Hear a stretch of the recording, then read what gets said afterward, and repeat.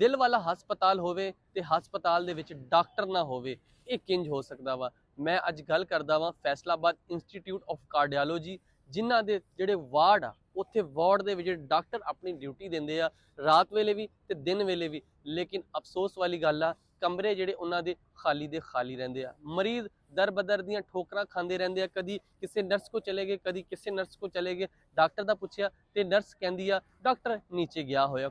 ਕੋਈ ਵਾਲੀ ਵਾਰਸ ਨਹੀਂ ਹੈ। ਦਿਲ ਵਾਲਾ ਹਸਪਤਾਲ, ਹਾਲਾਂਕਿ ਦਿਲ ਵਾਲੇ ਹਸਪਤਾਲ ਦੇ ਵਿੱਚ ਹਰ ਟਾਈਮ ਐਮਰਜੈਂਸੀ ਹੋਣੀ ਚਾਹੀਦੀ, ਕਿਉਂਕਿ ਇਹ ਬੜਾ ਨਾਜ਼ੁਕ ਜਿਹਾ ਮਾਮਲਾ ਹੁੰਦਾ ਵਾ। ਛੋਟੇ ਜਿਹੇ ਪਤਾ ਨਹੀਂ ਚੱਲਦਾ ਕਿਹੜੇ ਟਾਈਮ ਇਨਸਾਨ ਦੀ ਜ਼ਿੰਦਗੀ ਖਤਮ ਹੋ ਜਾਣੀ। ਜਿਹੜਾ ਬੰਦਾ ਵੀ ਇੱਥੇ ਆਉਂਦਾ ਨਾ, ਸੀਰੀਅਸ ਕੰਡੀਸ਼ਨ ਦੇ ਵਿੱਚ ਇੱਥੇ ਆਂਦਾ ਵਾ। ਲੇਕਿਨ ਅਫਸੋਸ ਵਾਲੀ ਗੱਲ ਇਹ ਵਾ ਕਿ ਇੱਥੇ ਦੀ ਜਿਹੜੀ ਇੰਤਜ਼ਾਮੀਆਂ ਵਾ, ਮੇਰਾ ਖਿਆਲ ਆ ਕਿ ਉਹ ਹਲੇ ਕਿਤੇ ਆਰਾਮ ਫਰਮਾ ਰਹੀ ਆ। ਉਹਨਾਂ ਨੂੰ ਇਸ ਗੱਲ ਦਾ ਹਲੇ ਤੱਕ ਪਤਾ ਨਹੀਂ। ਤੇ ਜਨਾਬ, ਸਾਡਾ ਵੀਡੀਓ ਬਣਾਉਣ ਦਾ ਮਕਸਦ ਇਹ ਵਾ ਕਿ ਜਿਹੜੇ ਇੱਥੇ ਮਰੀਜ਼ ਇੱਥੇ ਰੁਲਦੇ ਪਏ ਆ, ਮਰੀਜ਼ਾਂ ਨੂੰ ਤਕਲੀਫ ਹੁੰਦੀ ਆ ਤੇ ਡਾਕਟਰ ਨਹੀਂ ਲੱਭਦਾ। ਮਰੀਜ਼ਾਂ ਨੂੰ ਤਕਲੀਫ ਹੁੰਦੀ ਦਵਾਈ ਲੈਣ ਵਾਸਤੇ ਤੇ ਡਾਕਟਰ ਨਹੀਂ ਹੁੰਦਾ। ਨਰਸਾਂ ਹੁੰਦੀਆਂ ਵਾ ਜਿਹੜੀਆਂ ਕਹਿੰਦੀਆਂ ਸਾਨੂੰ ਤੇ ਪਤਾ ਨਹੀਂ, ਡਾਕਟਰ ਆਪਣੇ ਕਮਰੇ 'ਚ ਹੋਣੇ ਆ, ਤੇ ਡਾਕਟਰ ਆਪਣੇ ਕਮਰੇ 'ਚ ਨਹੀਂ ਹੁੰਦੇ। MS ਜਿਹੜੇ ਇੱਥੇ ਦੇ ਇੰਸਟੀਚਿਊਟ ਆਫ ਕਾਰਡੀਓਲੋਜੀ ਦੇ ਨੇ, ਉਹਨਾਂ ਅੱਗੇ ਅਪੀਲ ਕੀਤੀ ਜਾਂਦੀ ਹੈ ਕਿ ਸਰ ਤੁਸੀਂ ਬੜਾ ਚੰਗਾ ਹਸਪਤਾਲ ਤੇ ਚਲਾਉਂਦੇ ਪਿਓ, ਲੇਕਿਨ ਅਫਸੋਸ ਵਾਲੀ ਗੱਲ ਆ ਜਿਹੜਾ ਤੁਹਾਡੇ ਮਤਹਿਤ ਅਮਲਾ ਵਾ ਨਾ, ਤੁਹਾਡੀ ਗੱਲ ਕੋਈ ਨਹੀਂ ਸੁਣਦਾ ਪਿਆ। ਉਹ ਕਹਿੰਦੇ MS ਬੈਠੇ ਆ, ਦਿਨ ਟਾਈਮ ਬੈਠੇ ਹੋਣਗੇ, ਰਾਤ ਨੂੰ ਕਿਹੜਾ ਹੁੰਦੇ ਆ। ਤੇ ਜਨਾਬ ਆਪਣੀ ਮਰਜ਼ੀ ਕਰਦੇ ਪਏ, ਕੋਈ ਡਾਕਟਰ ਨਹੀਂ ਆਪਣੀ ਵਾਰਡ 'ਚ ਬੈਠਾ ਆ। ਕਿਸੇ ਕਿਸਮ ਦਾ ਕੋਈ ਵੀ ਨਾ ਟ੍ਰੀਟਮੈਂਟ ਜਿਹੜਾ ਨਾ ਮੈਂ ਕਹਾਂ ਠੀਕ ਹੁੰਦਾ ਹੋਵੇਗਾ। ਮੇਰਾ ਖਿਆਲ ਜਿਹੜਾ ਬੰਦਾ ਵੀ ਇੱਥੇ ਆਂਦਾ ਨਾ ਦਿਲ ਵਾਲਾ,